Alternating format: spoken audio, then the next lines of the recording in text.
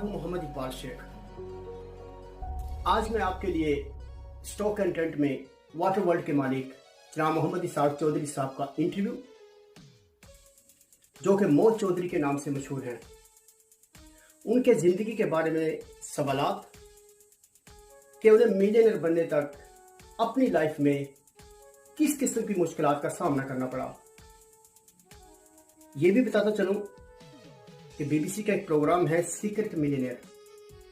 ये पहले पाकिस्तानी हैं जिन्हें इस प्रोग्राम के लिए चुना गया था। ये भी बता दूं कि ये इंटरव्यू इंग्लिश में है, जो कुछ अर्सा पहले किया गया था, क्योंकि उन्हें उर्दू ज़ुबान पर अबूर हासिल नहीं है, जिसकी वजह से मुझे ये इंटरव्यू इंग्लिश में करना पड़ा। नाज़रीन, इन शख्सियात के इंटरव्यू करने का मेरा मकसद ये है कि मैं इन स्टार्स को अपने पाकिस्तानी बहन भाइयों के सामने इंट्रोड्यूस करवाना चाहता हूँ कि जिन्होंने इन मुल्कों में पाकिस्तान और पाकिस्तानियों का बेहतरीन इमेज प्रोड्यूस किया है। नाज़रीन, BIP चैनल एक इंफॉर्मेटिव और कम्युनिटी चैनल है, जिसके ज़रिए मैं आपको UK और आयरलैंड की जनरल इंफॉर्मेशन और यहाँ के हालात व वाक़यात और अहम शख्सियात के इंटरव्यूज़ और पाकिस्तानी कम्युनिटी की एक्टिविटीज़, इसी तरह की बहुत सी इंफॉर्मेशन अपने इस चैनल के ज़रिए फ्राहम करता रहूँगा। अगर आपको भी कोई इसी किस्म के सवालात दरकार हों तो आप नीचे कमेंट्स में लिखिएगा। इंशाल्लाह मेरी पूरी कोशिश होगी कि आपको इन सवालों के जवाब दे सकूं। आखिर में मेरी गुजारिश है, मेरे चैनल को सब्सक्राइब जरूर कीजिएगा। Thank you very much. Keep watching BIP Media and thank you very much for your cooperation.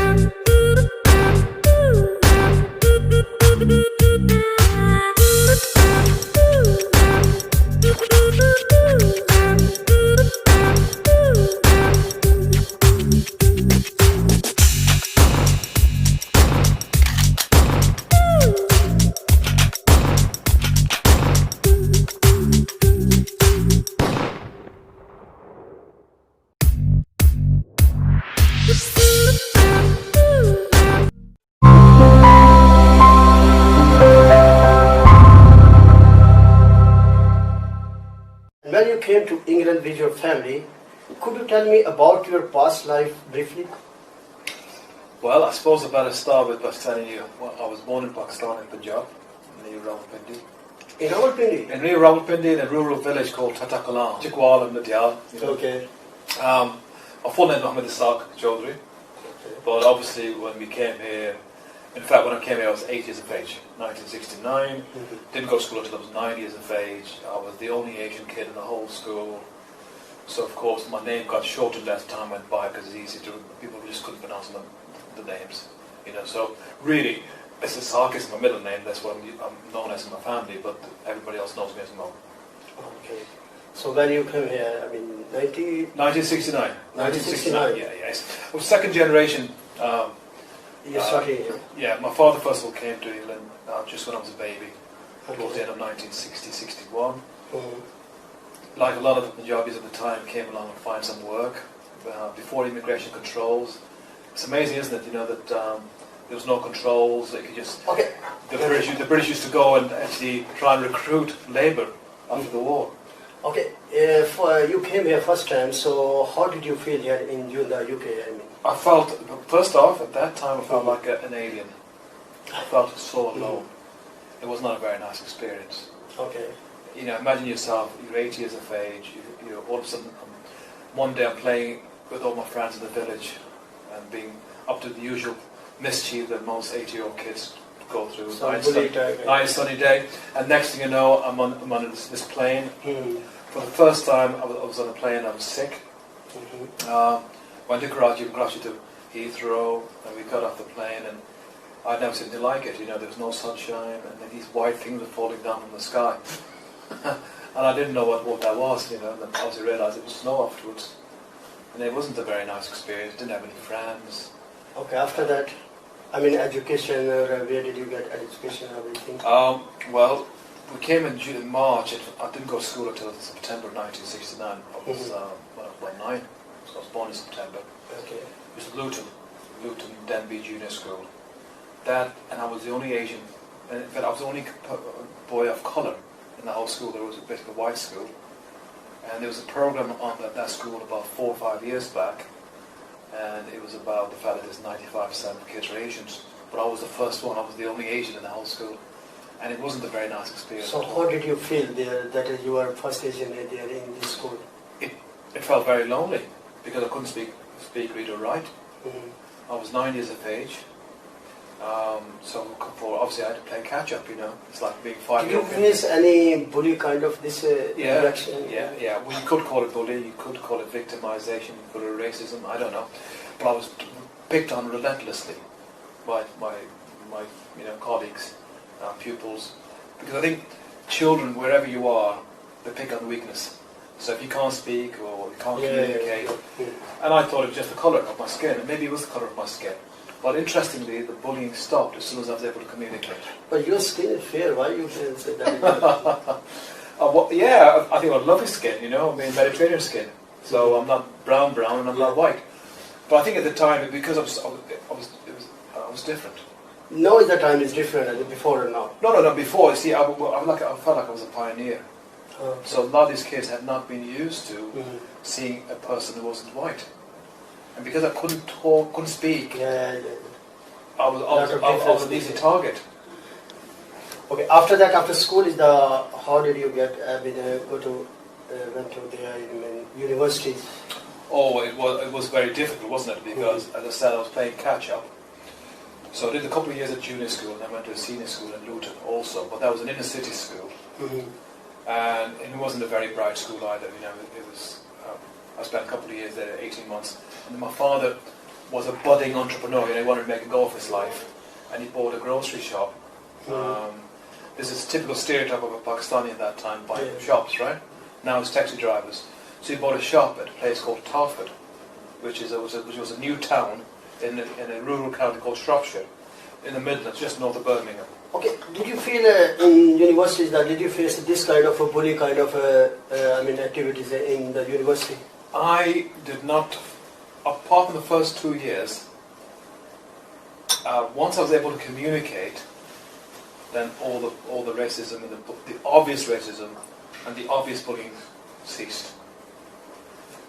You always feel that, you know, in the early years you always felt a little bit strange. There was still that little bit of a barrier up, but the obvious and blatant victimization stopped as soon as I was able to talk and communicate. Now I think, on reflection, I think British society is the most tolerant society of all. Yes, I feel it's given people like me and others an opportunity and a chance that we will not get anywhere else. So I think really that wasn't, I don't call it racism, it was just kids picking on you because if I was fat they would pick on me. If I was unfit and they would pick on me, right? So that's a natural consequence. We all pick on other people that are different to us. But I think as I started to communicate, I realized that actually by being different can be an advantage. So I use, there's two ways of looking at it. They say either the glass is half full or half empty. Or you're either pessimistic or you're optimistic.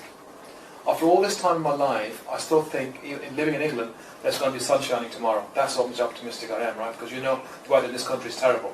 Right? Yeah. So, to me, it's all about communication.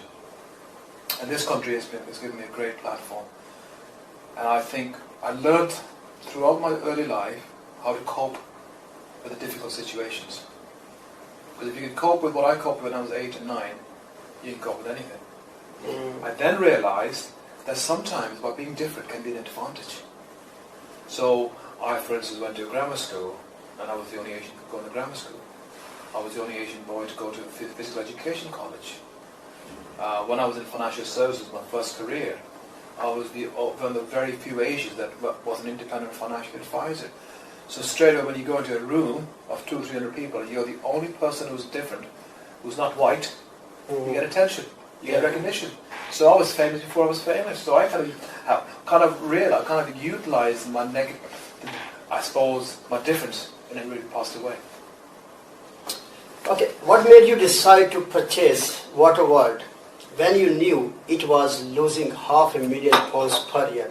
Secondly, did you have any experience previously about this kind of business? Good question. I had no experience.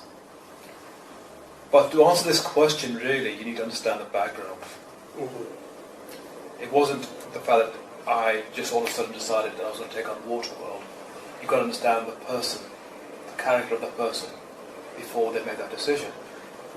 And my character had already been moulded well before then. And perhaps I would maybe just kind of go back a few steps from that. When we talked about my being victimized, we talked about I went to PE college, but before that I went to grammar school when my father moved jobs. I learned the power of persuasion and communication, but I failed all my O levels, except one, which was English literature. All the subjects that I passed was English literature, which is the most difficult. When I failed, that was the beginning of my new attitude. Because prior to that, I was a victim. I always thought the world owed me something, and I wasn't taking responsibility for my own actions. So that experience and how I dealt with that experience really made me. And then when you then fast track it to Waterworld, you then understand why I did what I did.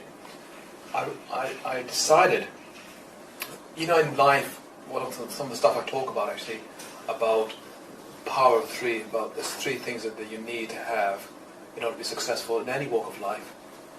And one of them is this extraordinary motivation that you need to build for yourself, this trigger, something that sparks you, that says, you know what, from this moment onwards, I am not going to fail. The whole approach changes. How did you feel that you will be successful if you buy this? Well, because all the things I'd done previous to this, I'd tackled a lot of issues, I'd tackled a lot of adversity, and I come through it well. But also my first job was knocking on doors. Right? So I learned something about myself, about my character, about doing the basic things right, about attitude and having the right approach. And that gave me an inner strength, to be honest. Gave me a strength that went beyond just talk. That I really started to believe in myself for the first time in my life. So I went in that first business, which is really where I made my mark. And because of that confidence and that character that built up, kind of got me motivated to say, you know what, I can make it go Waterworld. I know you have confidence about the business, but you have experience about this business before? No experience. So how did you feel that you will be successful in this business? Okay. First of all, business is not a rocket science, you know, this is a saying. Business is simple. Whether it's running a water world or property or financial services, when you deal with people, it's about getting the best out of the people. All right? I had already run two successful businesses prior to this. Okay. I had a property business, which is still going after 25 years. The financial services business, which was my first business, is still going after, was it 28 years. So I had a grounding in about basic business planning, about structures, about dealing with customers, and dealing with employees, and it was all about organising yourself. I mean, like a system kind of... Yeah. Business is all about systems. It's all about doing the basic things right. It's basic structures and processes and procedures. So when it came... Let's look at the details, okay? On face value, of course, I had no credentials. Okay. You know, on face value, obviously you would assume that you have to have experience. But sometimes having experience can be counterproductive, can be negative. When you're fresh, your mind is clear. Right? It's not bogged down with negativity and problems where it says you can't do this or you can't do that. My mind's always been clear about how I can do it. So for somebody, it's a big threat and a big risk. For somebody else, it's a massive opportunity. For an example, if you will be, God forbid, if this business failed, then after that... Which business? Water business? Water business, yeah. You must always have plan B, right? So plan A was to take it on. So what made me do that? My instinct. Gut instinct. When I look at something, when I see it, I either like it or I don't like it. If I like it, I go with my instincts. Always have done. Everything I've done in my life is about instinct. And I followed my instinct to the very end. I've never listened too much from people around me, because if you listen to too much, then you never get anything done. Because there will always be an opinion. Right or wrong. Yes, no. Can be done, no, can't be done. So you get confused. So my mind has to be clear. In business, you have to something risk, then you can get that this is successful or not. Business without risk, then you can't do anything. Then it's not business, is it? Really, business with risk and business go hand in hand. Okay. You know. Okay, how did a water world become successful when you took over? Do you think it was your luck, skill, or intelligence? Who knows? We'll never know that, will we? It's your first of all, in business, a famous golfer, a guy called Gary Player, right? He's a South African golfer, and he once said, "The harder I work, the luckier I get." What you have to do is you have to put yourself in a position to get luck. So if I actually had not taken the opportunity, then I wouldn't have got lucky, would I? So that's a really important point. Okay. Because there's many people that would not take on a chance. So you've got to be prepared to take a chance. Once you take a chance, then opportunities arise, and then you do get your breaks and you get lucky. This difference, what are you feeling? I mean, it's your intelligence, it's your luck, or it's a combination. If the truth be told, it's a combination of a number of things. But the most important thing of all is my skill, my instinct. Because it was me, I decided that this was an opportunity where I was going to get a good return. And I would make it successful. It After that, up to God. Pardon? After that, up to God, that God... Up to God, obviously, you know, there are things that you can't control, alright?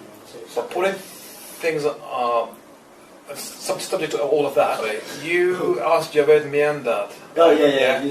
How did he score those centuries? Would he have scored those centuries by sitting in his office talking about it? He did it because he had the attitude, he had the skill, he had the ability, everything goes hand in hand. And because he was doggedly determined to be the winner, he won. I'm no different. He said, I didn't play cricket, I played business. Yeah. All right? So to me, it is about, and I would say it all honestly, sometimes it is God's way, maybe, right? But all that everything I've done in my life so far kind of fitted, you know? Maybe there was a purpose to it, I don't know.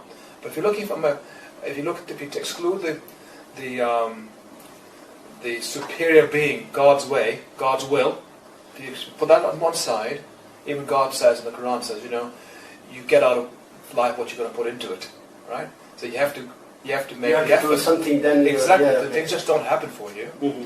So to me, Waterworld was a significant opportunity for me in my life. Okay. That made the difference from being an unknown person to becoming a known person, because it is something significant. It is. We're all ordinary people, you know. It's what we do it's our deeds, what we do that makes us extraordinary. You know? So we're all born the same. Some of us latch on the opportunities and grab it, and we win, and some of us don't. It means all together the combination that. It was a combination. It was a combination of everything. The combination of my life experience. Mm-hmm. It was a combination of my communication skills with people, customers. Include your skill.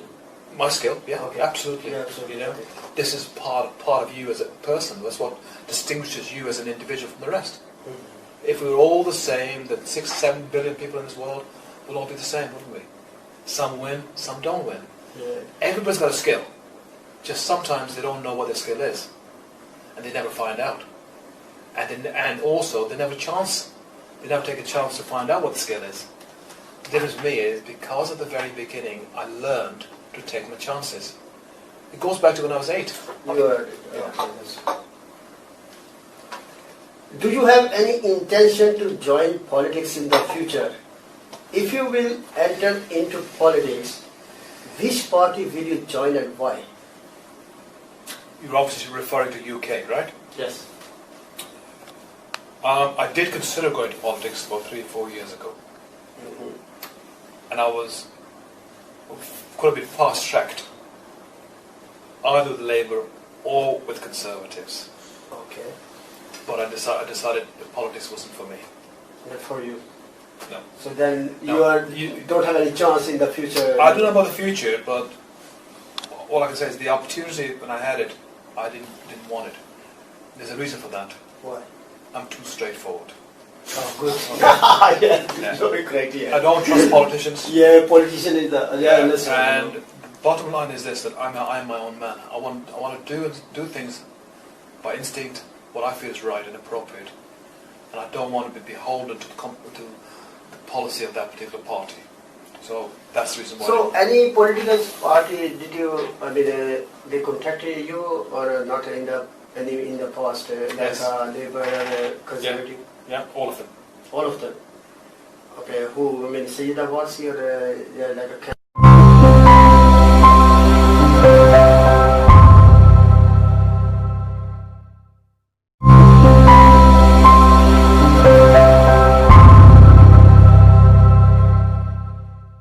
type of person? I met David Cameron. Okay. And before he was Prime Minister. So what did you say that you don't have any chance in the future in politics, I mean? You will not join any politics? One must never say never with anything in life. Oh, okay. But at the moment, my world is business. Oh, okay, good. Okay, you met with Camron about forced marriages. What did you discuss about this issue and what is your opinion? Okay. This all originated Okay. because I was in a TV program called Secret Millionaire. Okay. And it's part, I think I'm the only Pakistani Muslim that's been on that program. Yes, okay. When I was part of that, you go undercover. And I was based in Leeds. And as part of that project, I worked on a radio station. And there was a phone in, and the subject was forced marriage. Arranged marriage, and what's the difference between arranged and forced marriage? What is that? Do you know this difference in the arranged marriage and forced marriage? I do, yes. Okay. Yes. Obviously, I do. Yeah, And- because... And the thing was, I mean, the guy on the other end of the telephone, he kind of somehow, the way he was talking, as if it didn't really matter as long as you were a Muslim or not, you were not a Muslim, right? He brought it down to religion. Okay. And I said it had nothing to do with religion, it's to do with the approach that we have. No person should be forced into anything. So on the back of the national TV coverage, in front of 5 million people, this was happening. So I came back with a very strong review, you know, that this needs to be highlighted, because I thought the issues about forcing people to marry was gone, dead. but actually it's still rife in society, particularly our Asian society. Yeah. And so the background was that I was approached by Staffordshire Police to see if I could front up a campaign. And as part of that, they introduced me to a lady called Jas Sangira from a refuge called Camron in Derby. I ended up She's from India, I think. She's Indian, yeah, Okay. that's right. But born here. She was born here, yeah. Okay. She's a victim of forced marriage herself. Okay. So she set up a refuge, and she's going to have a conference about it. So I decided to sponsor the conference, but I said hold it in Stoke. Okay. So that's really where it all kicked off, you know, and I kind of got onto it. But I suppose because of the first time I had a national platform, people were prepared to listen to what I had to say. And this is one of the things I actually kind of highlighted, that there are issues in society that we need to tackle. On the back of that, Dave Camron was visiting Bradford, and his office contacted me and asked me to go up and have a meeting with him, which I did. And So what did your opinion? Well, my opinion basically is that there are issues in our society that's still happening, and there needs to be done about it. You know, and I said, really, there's no easy solution to this. Part of it's to do with education. Part of it's educating the parents. You know, educating the children that there are ways. Arranged. My mother and father were arranged. Right? There's no problem with arranged marriages. That's how society has worked through it. Even royalty has had arranged marriages. Because Pakistan and here there's a lot of difference. There's a difference, but I can only talk about UK. All right, I can talk about UK as a British Asian, and the British Muslims that live in this country, and the Asians that live in this country, those communities that I'm talking about. Right. My view is very simple. Like any decent person, is that there's no issue with arranged marriage. Okay. Yes, good. That's only forced marriage. Different issue. Of course it is. Yes, because nobody should be forced into any situation. It's got to be through their own volition, their own choice. And like I said, my brothers and my parents, my grandparents, they were arranged. They got arranged marriage. Yeah, so it's not an issue. So it's a very subtle thing. So did you explain all explanation to Camron that about this issue, that this is the difference arranged marriage? Yeah, he was fully aware of it. He was just because nowadays this government is making this law that if anybody will forced marriage, they will include their parents, so they will proceeding court that they will have to face like a criminal kind of persons. I agree with that, actually. That was one of the things I talked to Camron about. That there should be, there's got to be some process to this. Right? Okay. If the bride or groom are not happy with that situation, they have a right to stand up. Yes. Okay. If they're then forced, Islam is also forbid about this kind of marriages. I'm sure it is. I mean, it's nothing to do with it. In a way, forcing anyone against their own volition is wrong. Full stop. People should have a choice. Yes. And everybody has a human right. So no religion is ever going to say you have to do this because this and this. It's always what's right. And whether it's Bible or whether it's a Quran, it's about human rights. All right. Okay. So we're talking about human rights. It's actually not talking about religion.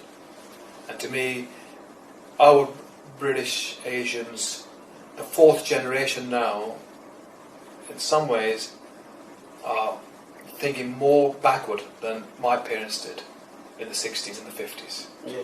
It is to do with the fact that that it's a bigger debate. This is really than just forced marriage or not marriage. It's to do with our thinking, our own mentality. We live in a community, where we don't leave those communities for all our lives. And is it surprising that we don't make success of our lives? Because we don't break away? It's only when you break away your mind opens up. And then you get progress. Okay. How many times have you visited Pakistan? When you went back the first time, what were your feelings and reaction about Pakistan? I visited Pakistan several times, many times. Okay. First time was 1973. Okay. After 4 years, Okay. And it felt like nothing else in this world. It felt like I was going back home. Because those few years, first few years here, living in this country was not enjoyable at all. And I remembered it like yesterday. We flew on Afghan Air, and it used to stop off in Kabul, and then from Kabul to Lahore, and then we had to get a minibus from there to Agra, which was a whole day, right? It was a mammoth effort. And I remember stopping in Kabul. My father taking me to the market, getting some grapes. We stayed overnight, and the next morning I couldn't wait. On Kabul airport, blue skies. You can see the mountains in the distance, and the pilot said, "Once you get over the mountains, it'll be Pakistan." Yeah. It was a longing. There was a longing that I can't describe. You know, that it's like a magnet that takes you back to where you belong. So it was a wonderful experience first time around.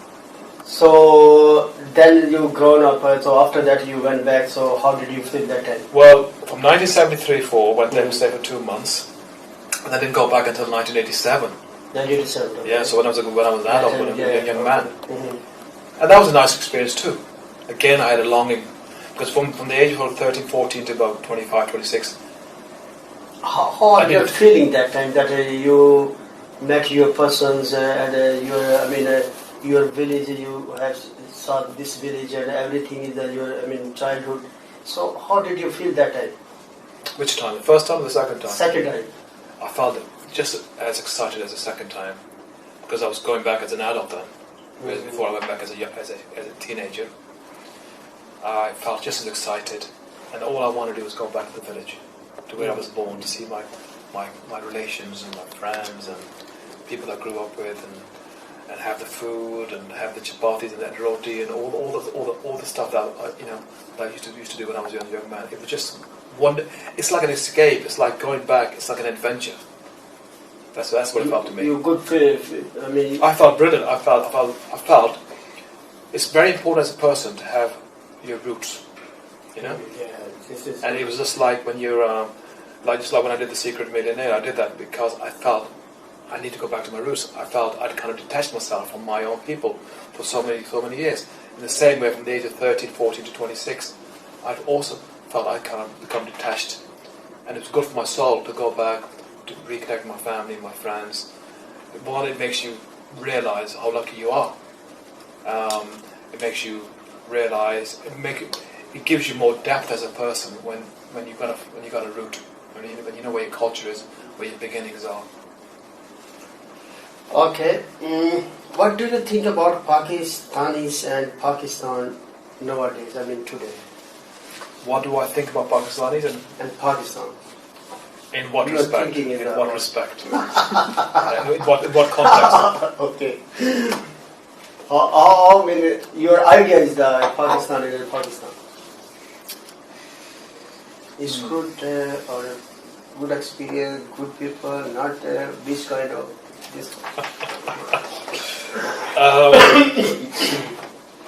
Generally,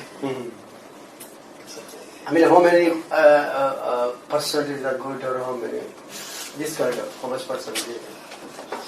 I think there's a lot of potential with Pakistani people in Pakistan. Okay. We've just been misdirected, and the people that came here, right, we were the poor classes, Yeah, you're correct. And the disappointing thing really is that Pakistani heritage, the people like my generation and third and fourth generation, we haven't made the progress that in comparison to, say, the Indians or some other nationalities. So in the overall comparison, we're actually way down from an education point of view, from a business point of view. We haven't had the successes as best we could. I think from an entrepreneurial point of view, Pakistanis are just as entrepreneurial and enterprising as any other race. Obviously, as traders, we're probably some of the best. But I think the image of Pakistani people, image in Britain, is not good. Okay. How much? Whether all of them or just only? No, it's a stereotype, isn't it? Obviously, there's some. 80%. I don't know what the percentage is, but the general stereotype of British Pakistani is not positive. British Pakistani, or they came from Pakistan here, British made then this one? No, we have to. Or born here. Well, either way, because Whether you're born here or not, I mean, I've been here near enough, 45, 44 years, right? So to me, I'm British, but my root, my heritage is Pakistani. So it's like the Americans, you know, there's no such thing as a natural American other than the American Indians. So all those Americans are either former British or Irish or Italians, etc. So it's another 30, 40 years, people, my kids and their kids, will be British, full stop. Okay, how can you say that do you have any experience that you say that Pakistanis are all of together are not good here in British? Well, that's just experience. It's facts speak for themselves. Which kind of facts? Did you see any facts? Yes, absolutely. Take business, for instance. If you're comparing business successes to, say, the Indians, the Indians have had much more success. Rather than Pakistan? Yeah. Okay. So it means you are feeling that India is the more successful here in business rather than Pakistan? Indians are more successful here than Pakistanis. Just only this is the experience, or any other many activities you have experienced that Pakistan is not good? British Pakistanis don't mix as well, you know, whereas the Indians do. They integrate better. Okay. It's okay. So, when did you get the Star of Pakistan as an award-winning businessman and philanthropist? How did you feel at that time? When did I get the star? A couple of years back. Okay. I was humbled. It was a complete surprise to me. You know, I was obviously honoured, and I felt honoured. But it was a surprise because I don't feel I've done anything really to deserve the star. That's what I felt. So which kind of they give you this winner? I cannot understand this. Which kind of this winner they give you Pakistani as a businessman? You got this one? For a reason. I suppose you have to ask them the question. But, as a philanthropist? I suppose for my business success. Your business success, okay. And the fact that I suppose I'm one of the higher profile British Pakistanis in this country. And some of the stuff that I've done, and maybe the business success I've had, maybe because of my profile, I don't know. You know. So, actually, are you feeling only you are here the most successful businessman, or other Pakistanis? A lot of Pakistanis here are also businessmen. I am not that successful, right? It's all relative, you know. I am just a businessman, okay? There are a lot of successful business people out there. Pakistani businessmen, yeah. I mean, some have a very low profile, some have a high profile. Yeah. I have a higher profile than most Pakistanis. Now, I'm not saying I'm any more successful than anybody else. You know, I've never said that.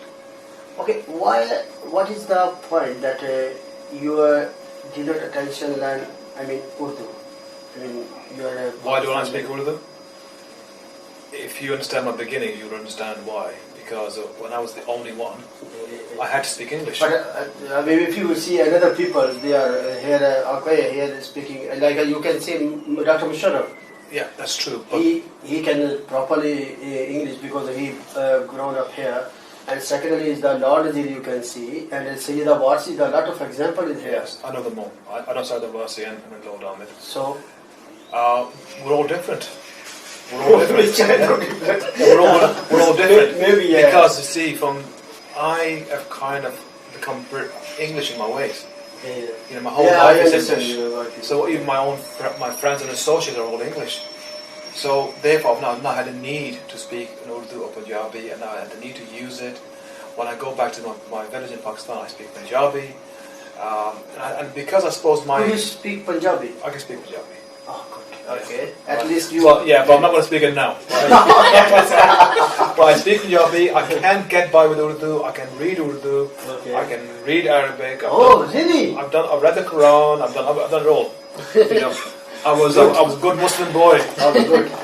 Okay, as a successful businessman, what advice would you give to other potential business people to run a successful business?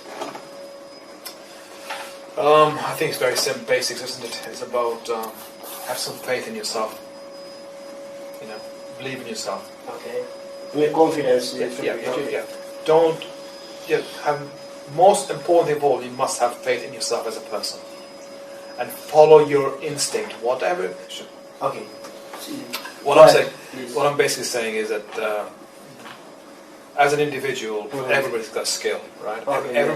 So follow your passion. You know, whatever you enjoy most, do that. Okay. Don't just do things because there's money. You think you're gonna make money, or because your parents want you to do it, or because the community wants you to do it. Do what you think you want to do. Go and follow your instincts. If you like sport, follow sport. If you want to go study, you go study, right? Don't let other people hold you back. It's only when you follow your passion will you then get the extraordinary motivation. Because the three things that I think are essential to get anywhere in life, I started off with this, but call it the power of three. This extraordinary motivation. This something that you believe in so much that nothing will stop you going for it. Something that is like a fire in your belly. You know, that there's a trigger, and you sleep it, you eat it, you think it is part of you, part of your being. That's the sort of motivation you need to get success. But of course, when you're that way motivated, then the second power is risk. That you will take your chances because you believe in that passion. All right? And the third thing is, when you're on the roll and you're really going for it, and you're taking the chances because you're so motivated, the final thing is, because you're so motivated, you will never give up on that project. And those three things are absolutely essential. It's very important in the business, for successful business. Not just business, in life, in my view. Those are the three things. If you look at any extraordinary person, you know, sport, take Imran Khan, take Mihanda, they had extraordinary talent, but they had extraordinary motivation. Then they would take chances, and they would never give up. They would persevere until they won. The same applies, sport and business, or any other walk of life, in my view. Okay. Finally, what does MO stand for? As I said at the beginning, Mohammed Ishaq. Mohammed Ishaq. Mohammed Ishaq. Choudry, yeah. Oh, okay. Mohammed Ishaq Choudry. Yeah. So MO is the short word. Mohammed. Okay. Thank you. Okay. Nice to meet you. Nice to meet you. Thank you. Okay, thank you. Shukriya.